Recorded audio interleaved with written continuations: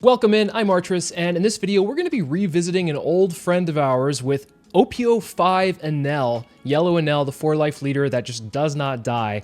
We haven't covered this leader in quite a while, and I've been playing around with this leader since the new EBO2 support came out with the 10-cost Rush Enel. I think that helps out this deck a lot, but I will say before we go over the deck list or anything like that, with Raigo being banned, this actually hurts the leader quite a lot.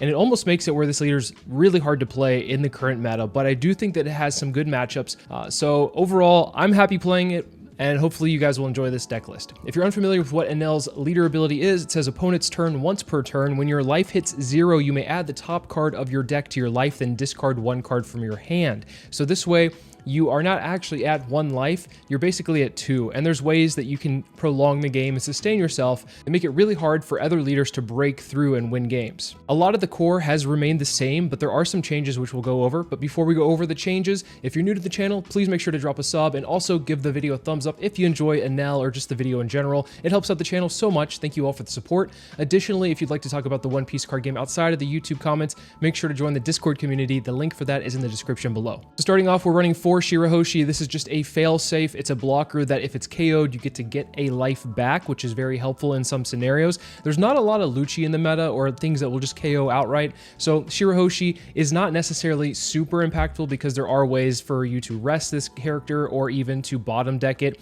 So because of that, Shirahoshi is not necessarily as strong as it was maybe a few sets ago, but it is really powerful in certain matchups. So that's why we have it at 4. One of the best cards for Enel from OP11, and probably one of the only cards from OP11 for Enel, is Zeus, a 2K counter that says on play you may add 1 card from the top or bottom of your life cards to your hand, KO up to one of your opponent's characters at the cost of 5 or less. So you're able to KO a 5-cost character plus get a card from your life into your hand. In previous sets, it would be like Thunderbolt where you'd have to trash that life and it wouldn't go to hand. You could KO a 5-cost character, but you would actually be losing cards in the process, and that never felt great. So Zeus, as a result, is an upgrade there. Then we're running 4 Capone Beige. This just stops an attack if it comes out of life, so oftentimes this will win you games. I've won games with this that I probably shouldn't have won, and I think that's one of the reasons why people find Enel so annoying, is because when it comes down to it, sometimes Enel's wins are not necessarily based on skill, but sometimes it's a little bit luck-sacky, and so that's why Enel kind of has a bad rep in the community. But I think that this leader still, in some regard, it takes a little bit of skill to pilot, but for those matches where you're just down and out, Capone Beige will be that winner for you. Running 2 X-Drake, 2K counter from OPO10, just says you may rest this character if the number of your life cards is less than or equal to the number of your opponent's life cards. Rest up to one of your opponent's characters at the cost of 4 or less. So this is really handy in some situations where you're needing to board clear. In the Blackbeard matchup, especially if you are needing to rest a Burgess and swing into it, this can do that for you. So this is a really nice card for those reasons. I have it at 2 because I don't really need it too often, but it is very handy when you do have it in hand. Pun there was not intended. Anyway, on to the next one. We're on to Charlotte Brule, running 4 of this. This is another blocker, but this is a blocker that can come out of life for free. So this is another way for you to steal games, essentially. If your opponent's trying to go for lethal and this comes out, you can block a final attack out of nowhere. So that is a reason why we're running Brule. You can hard cast it in the early stages of the game because you don't really have too much to do on 3 Dawn. So this is a card that is also just useful as a counter as well. So plenty of utility here, mostly just a way to stay alive and hopefully win the game on the crackback. I've added Kiku Nojo back into the deck as a 4 of. I think this is really strong in the meta where blue-purple Luffy is very abundant, and this is a matchup that's actually going to be really difficult for you because they swarm the board with a bunch of 9k attacks and you can't really do anything about it because they're all 9 cost. We don't have Raigo anymore. Not that Raigo would have really helped that matchup anyway, because when they start double spamming, Raigo only answers one of them and you're kind of falling behind at that point. So anyway, I digress. Kiku Nojo is back into the deck because blue-purple Luffy's going to be at 3 life from the start of the game, so you can play this down, and they're not likely going to want to swing into it, but they probably will to just clear the board. And if they do, you get to prolong the game, or at least like sustain yourself and maybe make it to a stage of the game where you're a little bit more comfortable dropping bigger bodies. So Kiku Nojo is great there. Also, it's a free trigger coming out of life if your opponent's at 3 or less. So for that reason, we are attacking our opponent. We're not really starving our opponent with this build. There's some matchups where you should starve, more so like the aggro matchups, but when you're going against the matchups where they start spamming the board with big bodies or where they have big threats that you're just not going to be able to answer, I think that means we should probably start attacking. And as a result, you're going to get them down to 3, and then hopefully Kiku Nojo will be be a trigger that will come out of life for free. Running one Sanji because I wanted to test it out. It's a card from EBO 2 that just says if you're at 2 or less life, draw 2 cards and trash one from your hand. Pretty handy blocker at times, but in my 5-drop spot, I'd rather be playing some other things, but I did want to try out the Sanji, so I have it in here as a 1-up, and it's a 1k counter at worst, so it's pretty nice as well. The 5 costs that I want to be running are 4 Gadatsu and 2 Luffy. Gadatsu has been with this leader since the beginning of this leader's birth, basically, just being able to KO a character with the opponent's cost of equal to or less than their life. So in those matchups where you are starving, more so the aggro matchups, this is really handy. And then the Luffy is also really handy in those aggro matchups as well. I have Luffy in here because I want to be able to answer like Bello Betty. I've noticed that when I take this Luffy out or like the Gadatsu's down, and instead put like things like Nami in, I still get ran over by Bello Betty at times because my hand size is just a little bit too low. With these, you don't actually have to go down in hand size at all. Well, obviously if you're playing the Gadatsu, you're losing 1, but with the Nami, you're actually losing 2 if you're playing the Nami out. And it's an unconditional KO of 5, but the Gadatsu is like a KO whatever. So this is more so for the aggro matchups, point being, and that's why I don't have the Nami in here. Then I'm running 3 Katakuri and 2 Kid for my 8-drop spots. I was actually running a full playset of this 8-cost Kid from OP10, which is actually, I really like this in the deck, but I think that there are a lot of matchups where I was finding myself needing to be able to answer a bigger body, like an 8 or 7, and having this Kid wasn't necessarily answering those. It was great at chipping down the opponent's life and making them feel very pressured, especially against Blue-Purple Luffy. This is a great card to see against that, but this Katakuri is also really good to be able to answer some of the big meta threats, like the 8-cost blocker Katakuri. So this will be able to answer that. This can also answer like all of the 7-cost characters that are kind of a pain in the butt right now for both Green Purple Luffy and Black Purple Luffy. So this Katakuri is great for those reasons.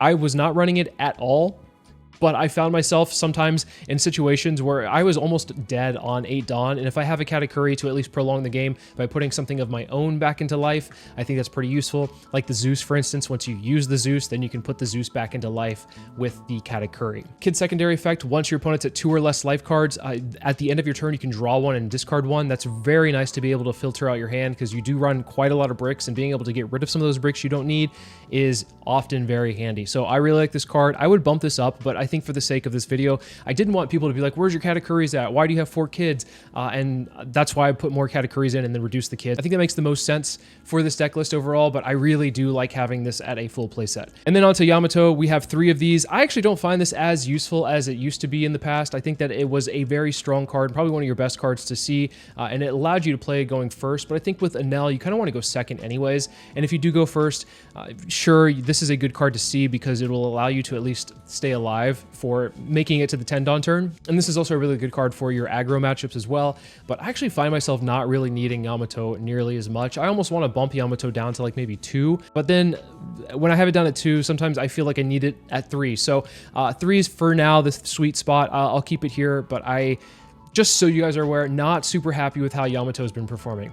Then we're on to the 10 cost Enel from EBO2. This is a great card for this deck. Honestly, probably the reason why Raigo's been banned, because there's some really interesting things you can do with this card. You can do it with Zeus as well. We'll get to that in a second. The effect here is if your leader has the Sky Island type, this character gains Rush. When attacking, you may trash 1 card from your hand. If your life has 1 or less cards, place up to 1 card from the top of your deck onto your life, then give this character plus 1,000 power for this turn. So if you are at that 1 life threshold and you do play this out, it becomes a 12,000 power body swinging into something. Obviously on defense it's 11,000, but this is extremely powerful and honestly exactly what this leader needed. And then there's probably people thinking like, why does this even need to be in the deck when you have things like the 10 cost Ace? Trust me, when this thing is out on the field, Ace just feels so weak in comparison to this. Ace is a one-time heal, but this is a continuous heal. So if you do go down to 0, you don't have to feel like the game is over because you can just heal up with this. And the thing I was talking about with this Zeus is that you can actually use this Zeus if you're at 2 life and you already have this Enel established on the field. You can use this Zeus to put the life into your hand, and then you can heal with the Enel back up to 2. You can also do that if you're at 1 life, then go down to 0 and then heal back up to 1 with the Enel. I think that's the reason why Raigo is banned, because you could do that with Raigo. Like you could comfortably be at 1, use Raigo, then heal back up with Enel. You could use Raigo if you're at 2 and then heal back up with Enel. There's like some pretty interesting things you could do there. So this is a really powerful card and honestly might be a little bit overpowered if Raigo was in the meta. And then we're on to Ace. I would want to bump this down to 2 because I feel like I'm trashing this more often than not, like discard fodder for either the Kid or even the 10 cost Enel when I'm swinging in with it. But this Ace is also pretty good to be able to have a backup heal, of course, on play. add up to 1 card from the top of your deck to the top of your life. And then if you have 2 life cards or less, this character gains Rush.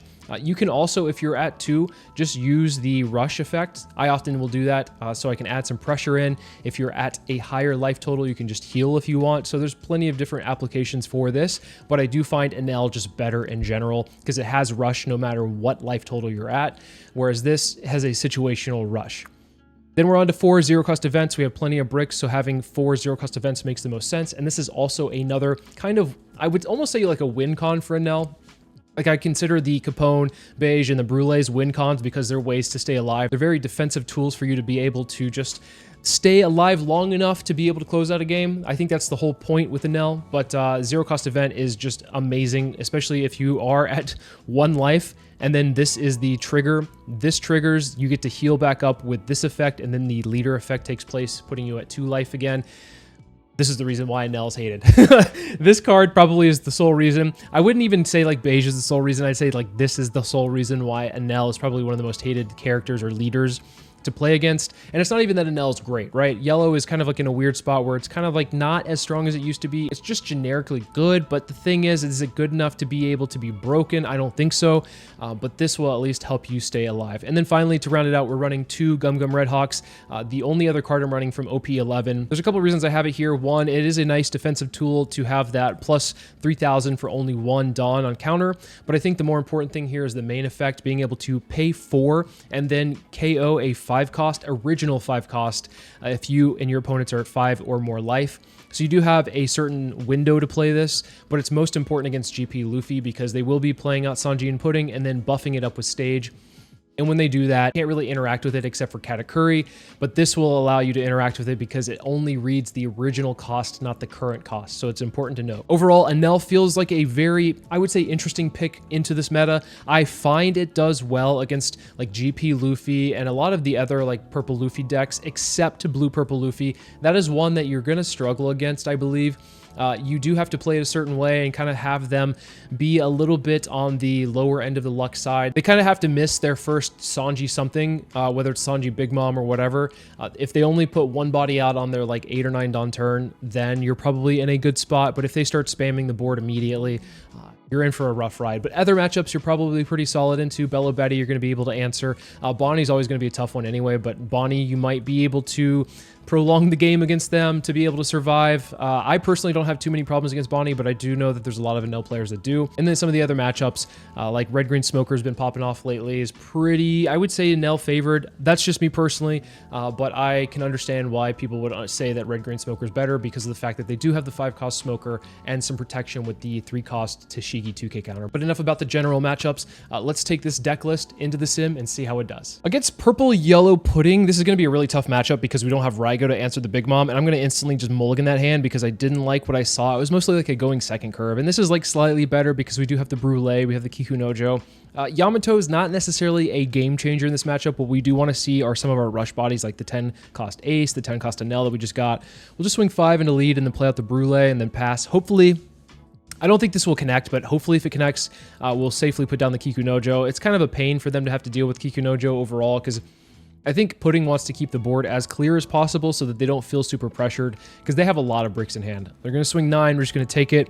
And this is a situation where I'm not super comfortable swinging into them because I don't want them to get to 10 cost Big Mom so fast. So at least this might slow them down. Actually, it's not going to slow them down. They're on 7 anyway. Okay, maybe I should have just swung anyway. That was a mistake. Play mistake. I was thinking they were first.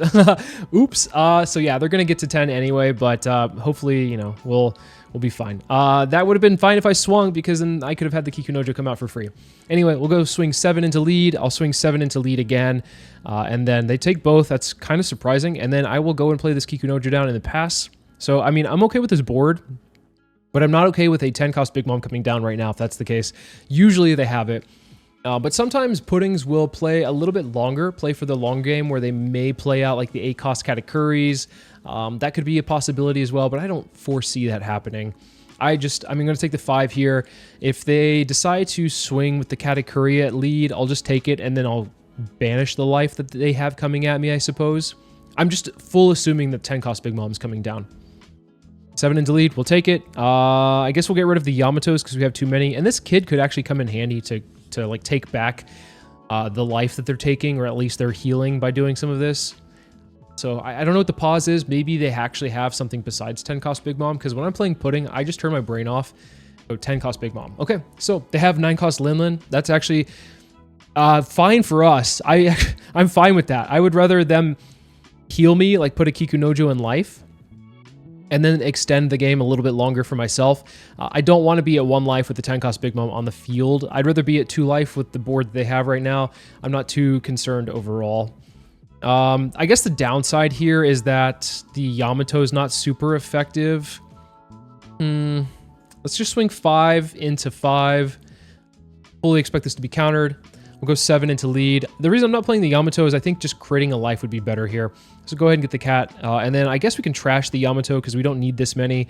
As I mentioned in the intro, like Yamato is not super effective in some matchups, and I think this is a matchup we don't really need to see it. We've seen all 3 of them, so let's just get rid of them. Let's hold on to the other cards. I think 8 cost Katakuri could be good if they actually put out an 8 cost. The fact that they didn't play a 10 cost on curve means that they might be taking the game a little bit slower. We also have this Ace and Enel as like safety measures with the Brûlée on the field as well. So we'll go ahead and take the 5. Maybe an argument to counter out of that, but I think we're just going to be fine anyway. If they want to play the 10 cost here and crit the Kikunojo they put into life, I think that's fine. They're going to go, oh, they're going to heal me. I'm going to take it. That's fine. We'll take that. There's always this world where they're just like punishing us. I love that. I love when, like, for instance, whenever I am swinging into a Kikunojo, I don't know what it is. Every time I KO Kikunojo, my opponent always gets a Kikunojo put back into life with the one that, like, the heal that they got. And I finally got one. It never happens for me, but it happened right now. So that feels good. So they are playing a little bit longer of a game. They do the 2 cost Katakuri to cheat out the 8 cost blocker. Then they play out the 8 cost Katakuri to put the kid into life. That's actually a really good play. That's a little bit dangerous here. Look at their field. They have a pretty sizable field, and we can't swing into it because they just restand it with the 8 cost. So I think what we're going to do this is we're going to actually put their blocker into life. And I'm going to swing 8 into lead. This way, at least we don't have to worry about the blocker being in the way. They're going to counter out of this. Wow. 2 2Ks there. We actually are in a pretty solid spot. I mean, if they're going to play 10 cost Big Mom, now would be the time. If they don't have it, I think we're going to pull ahead of the game. We've been like keeping even, in my opinion. Even though their board has been pretty sizable, we've been keeping even. 6 into Kikunojo, we'll take that. They're just trying to get rid of the bodies, as I thought. What do they have for 9? We'll take this. We'll get the free Kikunojo out. We'll take the kid, and I guess we'll trash the last Yamato, just so this kid could be useful here. Another blocker. Okay, so maybe they just didn't draw the 10 cost, which it happens. That's fine, I suppose. We'll go 5 into lead. Now's the time, I believe, to play out the 10 cost rush Enel. We are in a pretty good spot to be able to do so. That beige does hurt a little bit, but it is what it is. And because they blocked the Katakuri, I'm actually inclined to swing into one of these bodies here. I think I'm going to swing into the blocker just to get it off the field so they can't restand things, and then heal up, trash the kid, and we have the Ace as a backup plan to heal back up if we do go down to 0. So we're in a pretty, I would say almost in a commanding spot here. I'm going to counter out of this first one just because I feel a 10 cost coming. I felt it for the past like 3 turns and it hasn't happened. So we got lucky. Okay, so beige in response. They beiged our Katakuri. We're going to beige their Lin Lin. They'll hit us for 8. We'll take it and we'll trash the Red Hawk. It's not really useful this late in the game anyway. They do 10 cost us as... Finally, it happened. We'll swing 5 in the lead. Wow, they take that. I think they're messed. I think they're screwed here. I think they're messing around. We actually might just have the game here. Yeah, they just quit because last card was 10 cost. They did have a 10 cost. I think they were just trying to establish these big bodies, but you could do it a couple ways. After the Katakuri hits, you could put the 10 cost Ace and then heal up 1 and then heal 1 with the Enel just to be super safe, but obviously you could just stack all onto the Enel and go in. All right, going against Shanks here. This is actually a really tough matchup. I'm going to take second because I like my curve on second, and this is actually a pretty solid curve here. This matchup's tough in my opinion because of the fact that they have unanswerable bodies with the 10 cost Shanks. And if they start building more and more 10 cost, it just depends on how many they see. We could be in a lot of trouble. With Raigo gone, you know, we're in some difficult times. We're going to swing 5 here, fully knowing that they're going to be able to just use their leader ability. We'll play the Kikunojo out and then pass.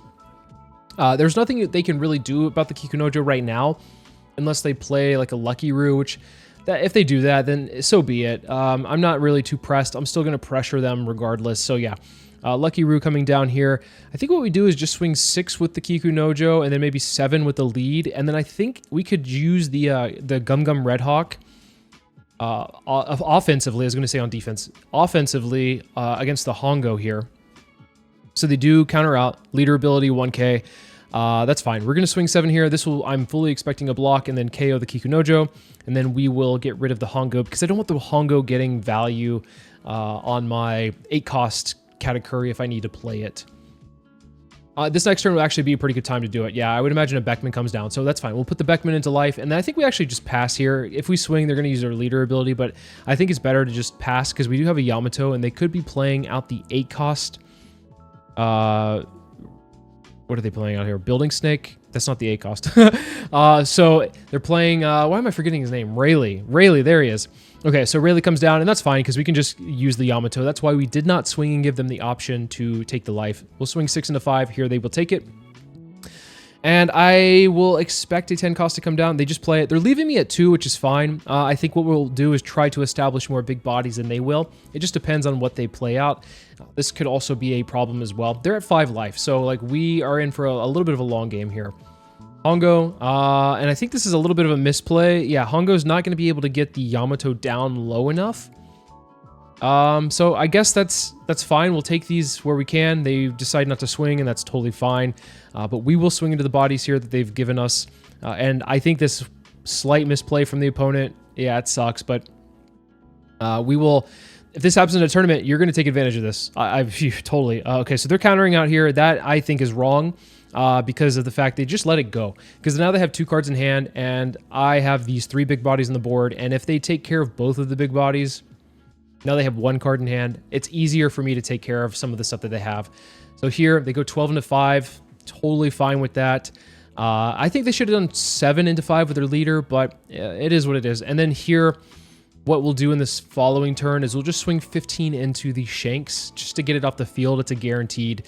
Unless, of course, the 2 that they're leaving open is for like a Red Hawk, but then that means they only have 1 or 0 in hand at that point. So let's go 15 into 12.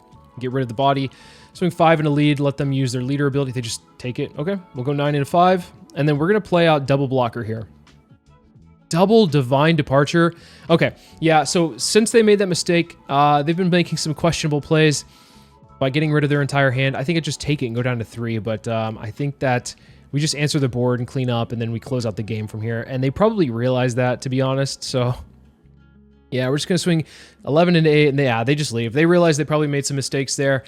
They had the opportunity to at least pull ahead, but I think that one mistake with the Hongo into the new gate kind of cost them in the game. All right, GP Luffy's a matchup I really enjoy playing into. I think that this is a really solid hand going second. We have a Shirahoshi, which they'll likely rest with the Zoro at some point, but that's okay if that's the case. If not, then it'll just sit there and be a nice little blocker. They grab a Sanji and Pudding off the first search. How many more do they have in hand? Probably the full playset already. It's usually how it goes with GP Luffy. We'll go ahead and take the 5. And our hand is... I thought the hand was fine, but oh my god, it was a Brick City here. I think we'll just swing 5 here, test the water, see what they do. They always take it. I mean, I don't know why I expected anything different. Sanji and Pudding comes down. Now, I would really like to see a Gum Gum Red Hawk here before anything else gets too crazy. Just so we can answer this first Sanji and Pudding. Shirahoshi's not what we need. Zeus could be decent as well, but it's not the case. We'll swing 6 into 6 here. I'm going to go ahead and just establish this Luffy. I'm not going to use it right now. I'm just going to have the threat be there. And then they'll probably block with the Nico Robin, and then we can pop the other one, or if there's a better target that we can use, like a 4-cost Zoro Juro, that might be better, but let's just see what we have. It's better to do that than just go ahead and instantly pop. Yeah, so we could pop the Frankie. I think this is fine. Frankie's not a huge threat, but I mean, I'd rather just get this off the field. And if we can get a block out of the way while doing it, I think that's good too. They might put us down to 1. And if they put us down to 1, we have to be careful of the 6 cost. That is something we have to be aware of. The 6 cost rush Luffy is a problem. They're just going to swing 9 into us. Oh my god. How many? We don't need this many. Oh my god. When it rains, it pours. We have too many bricks. At least we have one useful one with the Katakuri. We can put the Sanji and Pudding into life. So at least there's that. We'll go ahead. We have all 4 10-cost Enels. God bless. Okay, so we'll put the Sanji and Pudding into life here. And I mean, we could play the Yamato. We actually could play a Yamato here, pop the Nico Robin blocker. If they play a 4-cost, we could pop it as well. They haven't seen stage, so we're not really too worried about like the cost raising on anything. So I think Yamato might actually be pretty useful in the next turn. Just depends on what they do here. Of course, we could also just play 10 cost. They finally see stage. That's fine.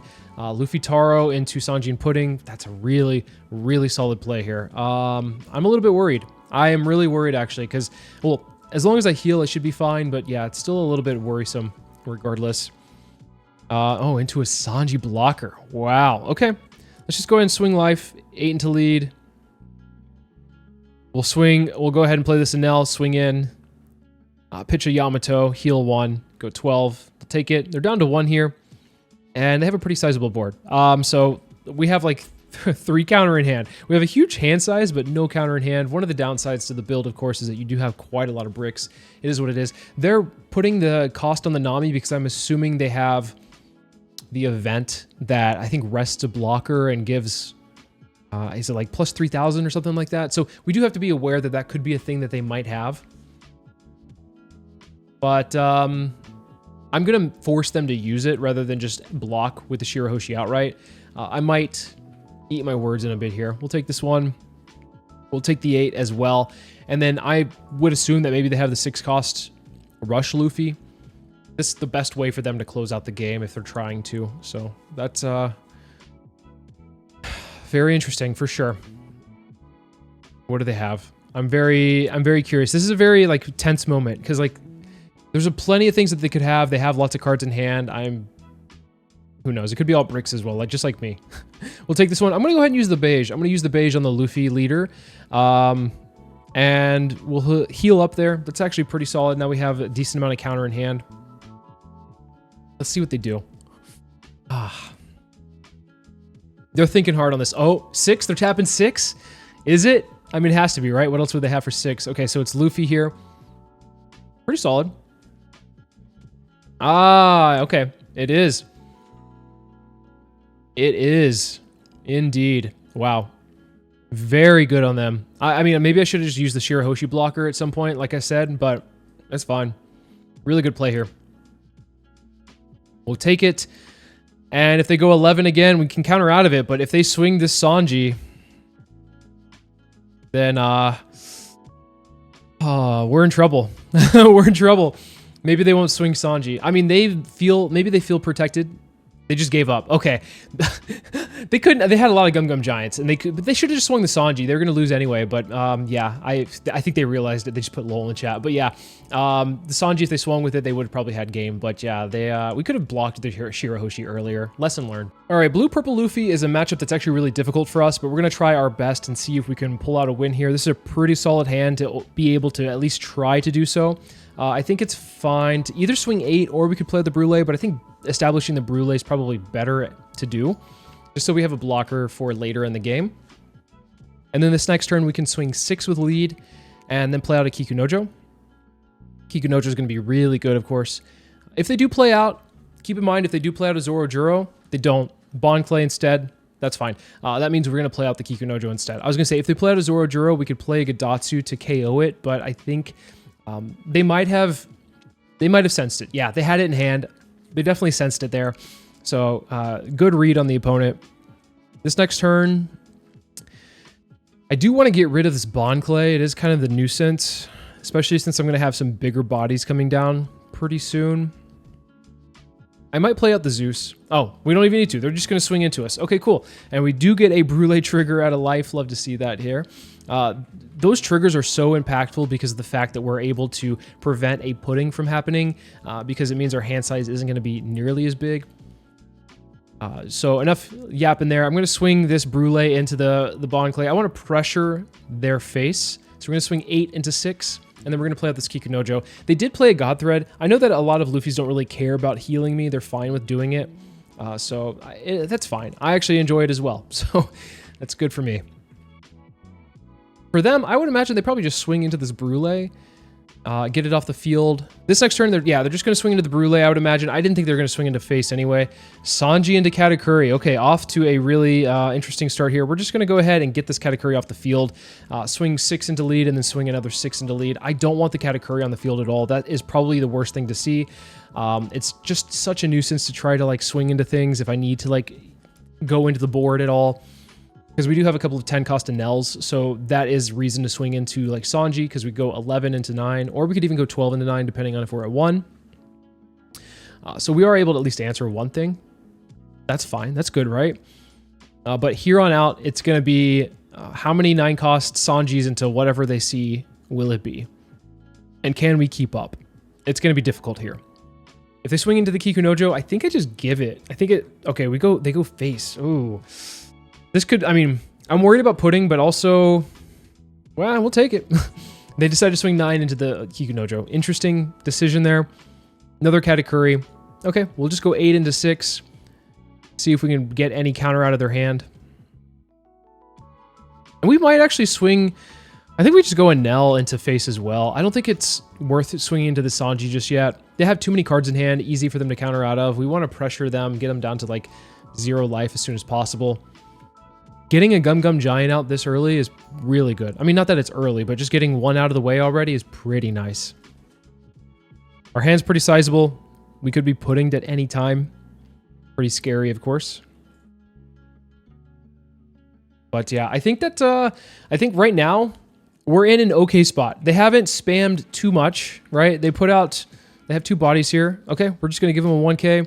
If they decide to swing 9 into the Katakuri, I think we give them a 2k. This way, we're at least like diminishing our hand size a little bit. Okay, so they put the Brule. They're probably putting the Brule into life. Yeah, that's good. We'll go ahead and just counter out there. And then we'll take this one. It's fine. Yamato's not good in this matchup at all. Not worth. This kid is really good, though. Let's go ahead and swing 8 into 6. See if they give us a counter. If they counter out here, they do. Okay, this is reason for me to swing into the Sanji. We're going to go 11 into 9.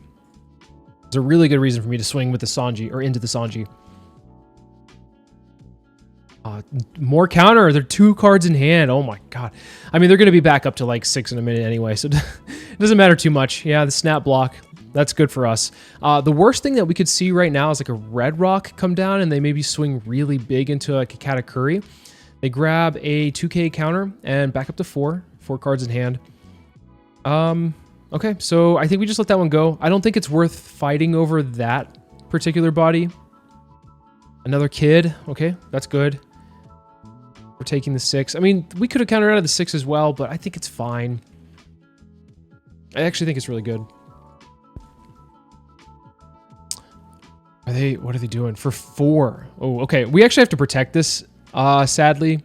Not sadly, but we have to. We're just going to swing 3 11s at them. Actually, 2 11s and a 12. Go ahead and 11 into 9 here. See if they protect this. They're thinking about it. They are thinking about it for sure. Okay, so Thunder Bagua. We're going to go ahead and just swing in 12 here, pitching out the Yamato. Unfortunately, we don't have a lot of counter anymore. So if they decide to go really big at one of the Enels, it's definitely going to be going down. Okay, so they did have enough to save at least 1 body. That's fine, but our board's looking pretty good. I think that we've done a good job right now. It's still not over because of the fact that they can just reestablish a bunch of stuff pretty easily. Being able to draw a new Sohachi, so another 2k counter, so they have 2 2k counters, and then they're back up to 5 cards in hand. They were down to 2. That's like so... This deck is just so broken for that reason. I think we can go ahead and just stop this Linlin from attacking. I don't want them to go really big here. Okay, they weren't going to anyway. They go Sanji into Linlin, so now they're spamming the board. They're up to 5 life. 5 life, 3 cards in hand. That's fine. We actually... Oh, 4 life, 3 cards in hand. We're just going to swing 11, 11, 11. I guess there was an argument to not let them get the Thunder Bagua trigger. We'll pitch out the kid, heal back up, 12 into 6. And then what we're going to end up doing is we're just going to play this kid out, trash their last life, and then play out the Shirahoshi, and then pass. And then we're at 2 cards in hand. I mean... We know they have a new Sohachi.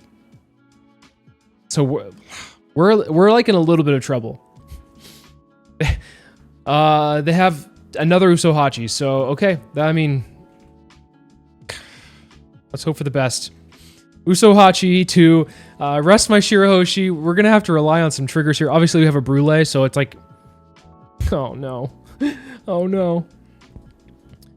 Oh, I guess we'll go ahead and take this. So we'll trigger it out. Is this the right... That might not be the right call, knowing that they have another Usohachi in hand. But, no! Okay, we played it pretty well. Oh well, GG. Yamato has historically been a decent matchup for us. We've always been able to answer them fine because of the fact that they do give us, like with the double attack, they give us all of our life pretty quickly. The only thing we really have to watch out for are any kind of the banish effects, but they do have double the banish effects now because they have Izo from the starter deck, which gives them banish. So that's the only time we should ever counter out, but for everything else, we should just be taking life.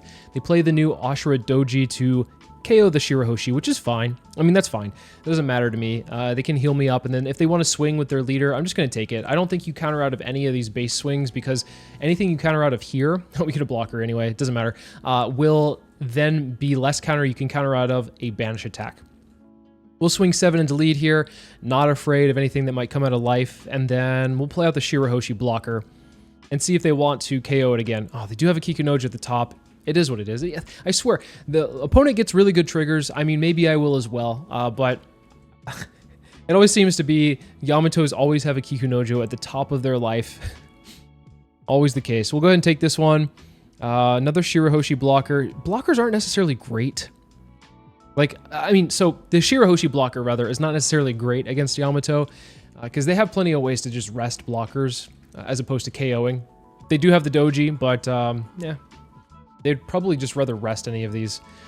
I think we just counter out of this one, because if we take this one, then they could hit really big with the Doji, and I'd have to block. And it's just as simple as giving them a 1k there, so I think that's fine. Not a big deal. And, okay, Momonosuke to put the Kikunojo back at the top of life, and then they're going to swing 5 into lead. I'll take this one. What do we do? I think we could actually just go ahead and KO the Momonosuke. Might have been a mistake because I'm at 0 right now, but I'm behind 2 blockers. We're fine.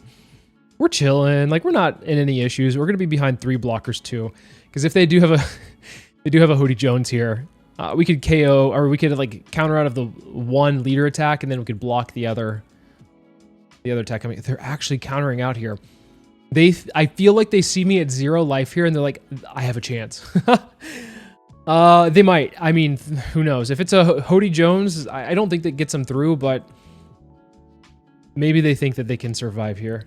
And if, like, we survive this turn, which I'm pretty confident we will, because we have counter in hand, we have blockers on the field, I think that we'll just put the Zeus back into life. Okay, so they're playing out this thing. They're swinging 5. I'm just going to give them a 1k. So they're not playing anything that rests a blocker, it looks like. Interesting. Are they trying to just go really big with this Toneyasu? Interesting. I mean, either way, I'm going to be able to block it, so maybe they want to hold on to it for like a later attack. But yeah, I think this might have left him a little bit bewildered. Oh, they're playing Onami out? I mean, this Onami doesn't mean anything. Like, they could just be putting out this to have a body. The banish doesn't matter. I think they're just trying to swing big and maybe put a body onto the field so they have more bodies to pressure me with this next turn, but it's not going to work. It's not going to work. Sorry to say.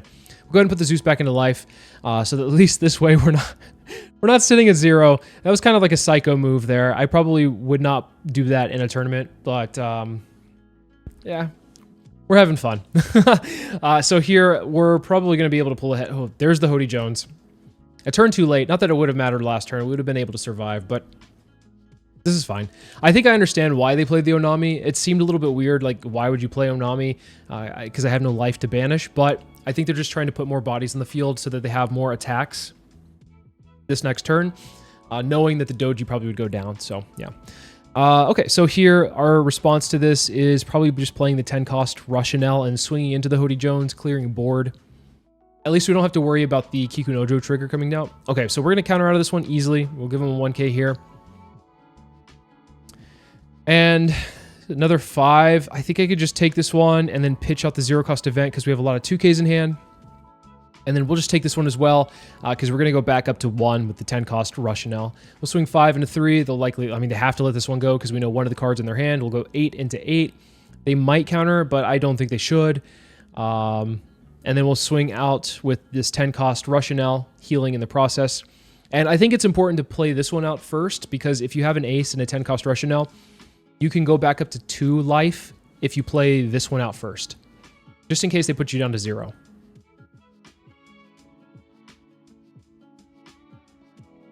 All right, the Momonosuke, the new Momonosuke from the starter deck, which will be able to give, I guess it's self-rush by minusing 2 Dawn from that's been attached to somewhere. So they probably should put the 2 Dawn, it's 2 or less life cards, your leader gains 1,000, 2 total currently given Dawn to cost area rested, gains rush and 1,000 power. Okay, so they're probably going to reduce or remove the 2 from the leader. We'll go ahead and take this one, and I kind of don't want to use the 0 cost event, because that might just make him give up, but and I also don't want to ditch 2 cards, but it is, we'll take it.